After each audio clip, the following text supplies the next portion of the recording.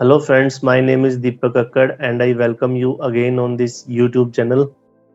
In this video, I am going to discuss the term residential status under Income Tax Act. It is a term to decide कि आपकी कौन सी income India में taxable होगी। क्या income tax department आपकी global income को India में taxable करेगा। Global income means the income you have earned all over world में आपने जो भी इनकम जहां भी कमाई है, that is called global income. या इनकम टैक्स एक्ट आपकी सिर्फ इनकम इंडियन इनकम को ही इंडिया में टैक्सेबल करेगा। इसके लिए इनकम टैक्स एक्ट पहले आपकी रेजिडेंशियल स्टेटस को डिटरमिन करता है and on the basis of your residential status the taxability of your income will be decided. And generally speaking, if you are resident in India, your global income will be taxable in India, and in case you are non-resident, then only Indian income will be taxable in India. So residential status को determine करने के क्या rules, क्या conditions हैं, I will discuss in detail. Apart from this, income tax department ने residential status में कुछ major changes किए इन फाइनेंस एक्ट 2020 एंड वो चेंजेस इतने इम्पोर्टेंट थे कि all over world they were discussed and income tax department had to face criticism also from few countries and on the basis of those criticism department ने फिर कुछ relaxation दी। So I will discuss all those changes and relaxation in this video, so kindly watch this video till the end. So residential status in India has been divided into two categories. You may be a resident in India or you may be non-resident in India. So taxability depends upon residential status, which is called scope of total income. And scope of total income is if you are a resident in India, your global income is taxable in India. All over world, wherever you have earned any income, that will be taxable in India. And if you are a non-resident in India, then income received in India, deemed to be received in India, accrues or arises in India, deemed to accrue or arise in India, shall be taxable in India, and your foreign income shall not be taxable in India. Residential status of an individual is determined according to these provisions if your stay in India is more than or equal to 182 days in relevant year. For example, अगर आप financial year 21-22 के लिए किसी individual का residential status check कर रहे हैं, सो his residential status, his stay in India from 1st April 21 to 31st March 22 will be considered, and if it is equal to or more than 182 days in India, then he or she will be resident in India, and that stay in India has to be checked on aggregate basis. जरूरी नहीं है कि आप continuous base पे India में रहे, आप India आए गए और उस पीरियड का इंडिया में स्टे का टोटल 182 डेज या उससे ज़्यादा होगा तो आप रेजिडेंट बन जाओगे। एंड इस कंडीशन के अलावा एक सेकंड कंडीशन है, जो अगर आप एक साल में 182 डेज नहीं रहते, लेकिन अगर आप अपना स्टे मैनेज करते हो कि वो 182 डेज से कम रहे, तो आप हर साल नॉन रेजिडेंट रहोगे। तो उन सब केसेस को कंसीडर करने के लिए आपका पिछले 4 साल का पैटर्न देखा जाएगा। अगर आपका करंट ईयर में स्टे 60 डेज या उससे ज़्यादा है और पिछले 4 सालों में स्टे 365 डेज या उससे ज़्यादा है, then also you will be a resident in India. And अगर करंट ईयर में स्टे 60 डेज या उससे कम है, लेस देन 60 डेज है, तो आप नॉन रेजिडेंट हो जाओगे। तो अगर करंट ईयर में स्टे 60 डेज ही नहीं है, तो आपको इस चीज़ को चेक करने की ज़रूरत नहीं है कि आपका लास्ट 4 ईयर्स में क्या स्टे था इंडिया में। You are not required to consider your stay in India in last 4 years. You will be outrightly called as non-resident if your stay in India in current year is less than 60 days. So these are the general conditions, and there are some exceptions to these 60 days conditions. और वो exception क्या है? Now we will discuss this. Exception to 60 days rule. So this is 60 days rules. कि आपका current year में at least 60 days होगा तो आपका पिछले 4 साल का पैटर्न देखा जाएगा और उसके बेस पे आप रेजिडेंट या नॉन रेजिडेंट बन जाओगे। So what are the exceptions to 60 days rules? First is applicable to Indian citizen who leaves India for the purpose of employment outside India.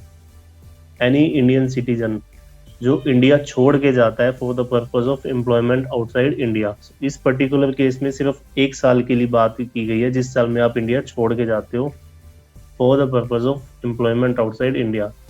And employment covers both job, business, profession, everything. A benefit is given. Your 5 years stay will not be seen and you may become non-resident in the year of leaving India itself.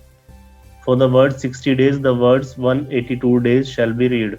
So एक benefit दिया गया है कि इस case में हम हमेशा at least 182 days consider करेंगे to qualify you as resident in India. So अगर आपका 182 days से कम है तो आप नॉन रेजिडेंट हो जाओगे in the first year itself, अगर आप इंडिया उस साल में छोड़ के जा रहे हो for the purpose of employment outside India. So ये बेनिफिट दिया गया है. Next exception is applicable to Indian citizen और person of Indian origin who being outside India, जो पहले से इंडिया से बाहर रहते हैं, who are settled outside India, जो ऑलरेडी नॉन रेजिडेंट का स्टेटस ले चुके हैं.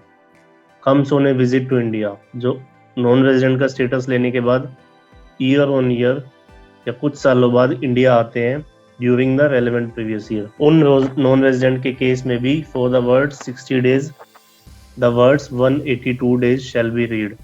उन नॉन रेजिडेंट के केस में भी जनरल कंडीशन में we will consider your stay in India for at least 182 days.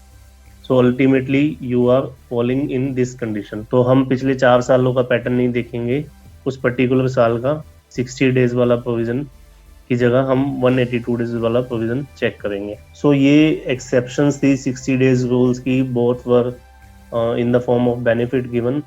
But last year finance act में कुछ चेंजेस किए गए and those changes were before discussing the changes.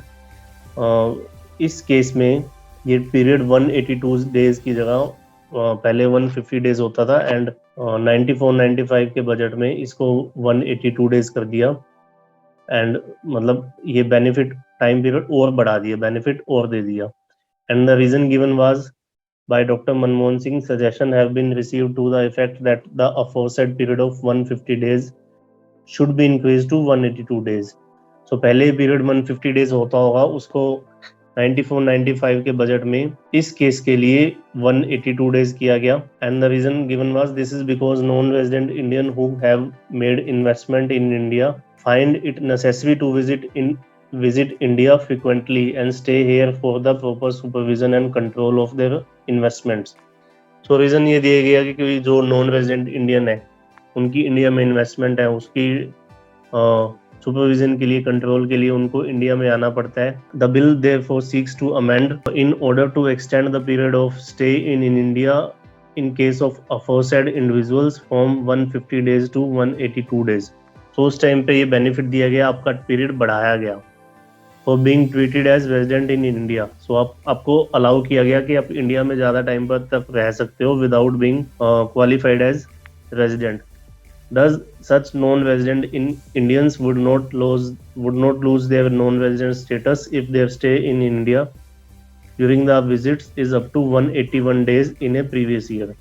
So उस टाइम पे रीजन दिया गया कि आपको इंडिया में इन्वेस्टमेंट के लिए, सुपरविजन कंट्रोल के लिए बार बार आना पड़ता है, तो हम आपका टाइम पीरियड बढ़ा रहे हैं. Now in last finance act this period was reduced and the reason given was section provides that an Indian citizen or a person of Indian origin shall be Indian resident if he is in India for 182 days instead of 60 days. This provision provides relaxation to an Indian citizen or a person of Indian origin, allowing them to visit India for longer duration without becoming resident of India. So यहाँ पे इस provision की बात कर रहे हैं कि non resident को हम लॉन्गर ड्यूरेशन देते हैं कि आप इंडिया में रह सकते हैं without being qualified as resident in India. And it continues. Instances have come to notice where period of 182 days specified in respect of an Indian citizen visiting India during the year is being misused. Individuals who are actually carrying out substantial economic activities from India manage their period of stay in India so as to remain a non-resident in perpetuity and not be required to declare their global income in India. So finance minister ने कहा कि जो non resident है वो अपना period misuse करते हैं. They are actually carrying out substantial economic activities from India, but they are not staying in India for 182 days or more to remain as non-resident in perpetuity. So उसमें उनका purpose solve हो जाता है कि उनको global income India में show या taxable नहीं करनी पड़ती. सो द फाइनेंस मिनिस्टर का व्यू था कि इस प्रोविजन का मिसयूज किया जा रहा है. सो इस प्रोविजन में चेंज लाया गया. The change was this is revised exception. और चेंज का बेस रखा गया इंडियन इनकम की अमाउंट. अगर आपकी इंडियन इनकम 15 लाख से कम है तो देयर इज नो चेंज. उस केस में कोई चेंज प्रपोज नहीं किया गया. एंड इंडियन सिटीजन और person of Indian origin having Indian income up to ₹15 lakh who being outside India comes on a visit to India during the previous year. इस period में आप देख सकते हैं the word 182 days shall be read. उस केस में still the provision is 182 days. Period को कम नहीं किया गया है. इस पीरियड को कम किया गया है in case of Indian citizen और person of Indian origin having Indian income more than 15 lakhs. अगर आपकी इंडियन इनकम 15 लाख से ज्यादा है तो गवर्नमेंट को लगता है आप कहीं ना कहीं मैनिपुलेशन कर रहे हैं. Who being outside India comes on a visit to India during the relevant previous year. वो सब नॉन रेजिडेंट जिनकी इंडियन इनकम 15 लाख से ज्यादा है, जो बाहर सेटल्ड है, comes on a visit to India during the relevant previous year, उन सब के केस में यहाँ 160 days की जगह 182 days लिखा हुआ था. Now the provision is for the word 60 days, the words 120 days shall be read. So अगर आप इंडिया में 120 days से ज्यादा स्टे करते हैं तो आपको Indian income tax department resident consider कर लेगा, जबकि पहले यहाँ ये प्रोविजन 182 डेज का होता था. सो आपको रेजिडेंट कंसीडर करते ही आपकी ग्लोबल इनकम जो आप फॉरेन में इनकम अर्न कर रहे हैं that will also be taxable in India. So this was the proposed amendment in budget. Second proposed amendment was deemed residency. It was applicable even if the number of stay is less than 60 days or even not at all stayed in India. So number of stay in India को consider नहीं किया गया. एक provision लाया गया. An individual who is a citizen of India having total Indian income more than ₹15 lakhs during the year shall be deemed to be resident in India in that previous year if he is not liable to tax in any other country. Deemed residency का provision लाया गया उन सब cases में जो stateless person होते हैं, जो अपनी इनकम कहीं भी टैक्सेबल नहीं करते, वो मैनेज करते हैं अपने स्टे को हर कंट्री में कि आप किसी भी कंट्री में रेजिडेंट नहीं बनोगे. सो अगर आप इंडियन सिटीजन हो, Indian citizen means generally if you are having Indian passport और आपकी इंडियन इनकम 15 लाख से ज्यादा है, इस केस में भी थ्रेशोल्ड 15 लाख की रखेगी. 15 लाख से कम वाली इंडियन इनकम वाले इंडिविजुअल के लिए ये प्रोविजन एप्लीकेबल नहीं है. You can still be a stateless person. So अगर आपकी इंडियन इनकम 15 लाख रुपए से ज्यादा है, you shall be deemed to be resident in India. आपका स्टे इन इंडिया कंसिडर नहीं किया जाएगा, वो है या नहीं है that is irrelevant for this particular provision. You shall be deemed to be resident in India in that previous year if you are not liable to tax in any other country. So इस particular provision को acceptance नहीं मिली all over world, criticism face करना पड़ा, and in few cases foreign governments ने directly Prime Minister Modi ji को involve किया and request की कि आप please इसका कुछ consider कीजिए. So consider किया income tax department ने and कुछ relaxation the. And this was the relaxation. इन दोनों अमेंडमेंट में मींस अगर आप नॉन रेजिडेंट है, आपकी 15 लाख से ज़्यादा इंडियन इनकम है, तो आप इंडिया में आते हैं, आपका पीरियड 120 डेज किया गया है, लेकिन उस केस में आपको रेजिडेंट कंसीडर ना करते हुए ये डिफरेंट टर्म है not ordinarily resident in India. आपको नॉट ऑर्डिनरली रेजिडेंट कंसीडर किया जाएगा. इस पर्टिकुलर केस में डिफरेंस क्या होता है अगले वाली स्लाइड में हम डिस्कस करेंगे. And in second amendment also a citizen of India who is deemed to be resident in India. Budget में प्रपोज अमेंडमेंट थी कि इस केस में आपको रेजिडेंट माना जाएगा, लेकिन रिलैक्सेशन दी गई due to non acceptance by the NRIs, फिर आपको रेजिडेंट नहीं, आपको नॉट ऑर्डिनरी रेजिडेंट माना जाएगा। सो रेजिडेंट की जगह नॉट ऑर्डिनरी रेजिडेंट कंसीडर किया गया, ये बेनिफिट दिया गया। और बेनिफिट क्या है, ये स्कोप ऑफ टोटल इनकम है in all 3 cases.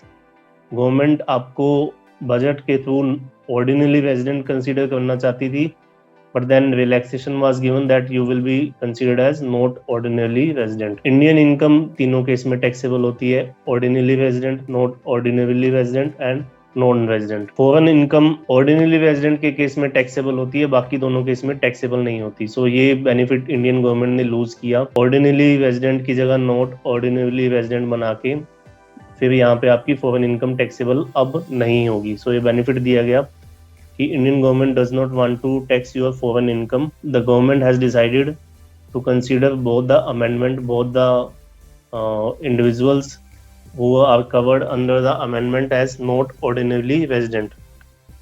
So government ने lose ये किया कि आपकी foreign income still will not be taxable in India. But government को मिला क्या? This is the third row. Income derived from a business controlled in or a profession set up in India. For example, अगर आपको कोई business Dubai में है, किसी और कंट्री में है, जो लीगली वहाँ पे सेटअप, वहाँ पे एस्टेब्लिश्ड है, बट उसका कंट्रोल सेटअप इंडिया से है। सो उस केस में इंडियन गवर्नमेंट कंसीडर करती है कि ये हमारा राइट है, हम उस इनकम को इंडिया में टैक्सेबल करेंगे। सो इन 2 अमेंडमेंट से उस इनकम को इंडिया में टैक्सेबल किया गया। अगर आप अपनी बिजनेस लीगली किसी और कंट्री में चलाते हैं, लेकिन उसका कंट्रोल सेटअप इंडिया से है, सो नॉट ऑर्डिनरीली रेजिडेंट के केस में वो इंडिया में टैक्सेबल हो जाएगा, जबकि पहले आप नॉन रेजिडेंट होते थे वो इंडिया में टैक्सेबल नहीं होता था। सो इस तरह से गवर्नमेंट ने रिलैक्सेशन दी, जबकि बजट में आपको ऑर्डिनरी रेजिडेंट माना गया था, लेकिन बाद में नॉट ऑर्डिनरी रेजिडेंट कंसीडर किया गया। So government had to step back if there is a criticism and non acceptance from NRIs.